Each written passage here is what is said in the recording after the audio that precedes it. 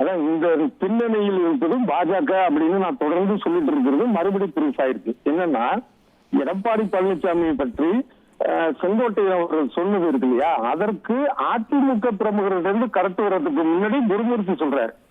குருமூர்த்தி வேற, சங்பரிவார் பாஜக வேற இல்ல, அவர் சொல்றாரு. இப்ப இன்னும் அத்தாரிட்டியா பாஜக மாநில தலைவர் நயினார் நாகேந்திரன் சொல்றாரு. பாஜகவுடைய எண்ணம் என்னன்னா, ஒண்ணு அவங்க சசிகலா, டிடிவி தினகரன், ஓபிஎஸ் எல்லாரையும் ஒருங்கிணைத்து ஒண்ணு கொண்டு வரணும். அப்படி இல்லைன்னா அவங்களை வைத்து ஒரு அணியை உருவாக்கி பீகார்ல நிதிஷுக்கு செஞ்சது போல இங்க அவங்க வேணா அதான் நடக்கும்னு நினைக்கிறேன். நான் 99.99% அதான் நடக்கும். என்னன்னா, அதிமுக போட்டியிடுற தொகுதியில மட்டும் அவங்க போட்டிடுவாங்க. என்ன காரணம், இது கட்சி பேரு இல்ல சின்னம் எடப்பாடி இருந்தால் கூட அது உண்மையான அதிமுக இல்ல, நாங்க தான், அதனால அதிமுக தொண்டர்கள் எங்களுக்கு ஓட்டு போடுறதுங்கிற மாதிரி சொல்லி இது என்ன ஆகும் அப்படின்னா, இந்த தேர்தல்ல தொகுதி பங்கீட்டுல அதிமுகவை விட பாஜக கொஞ்சம் குறைவான தொகுதி வாங்கினால் கூட வெற்றி பெற்றதுக்கு அப்புறம் அதிமுகவை விட பாஜக அதிக தொகுதிகளை பெறக்கூடிய ஒரு சூழலை உருவாக்குது. அது நடக்குமான்னு தெரியாது.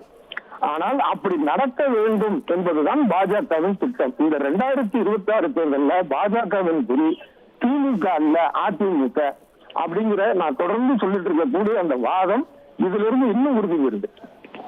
இதுதான் நயினார் நாகேந்திரனுடைய பேச்சு வெளிப்படுத்துது. இல்ல இது எப்படி ஒரு ஏடிஎம்கே பிஜேபி ஈக்குவேஷன்ல இது ஒரு கிளேசத்தை ஏற்படுத்திடாதா? அது ஒட்டுமா? அது இன்னும் குழப்பத்தை உருவாக்கிடாதா? அது ஒரு சொல்ல போனா, இந்த சட்டமன்ற இது நாடாளுமன்ற தேர்தல் இல்ல. இந்த சட்டமன்ற தேர்தலில் இவங்களுடைய வெற்றி பெரிய விஷயமா இந்த தேர்தலை பொறுத்த அளவுல பாஜக நினைக்காது. என்னன்னா, அவங்களுடைய குறிக்கோள் அடுத்த சட்டமன்ற தேர்தல்.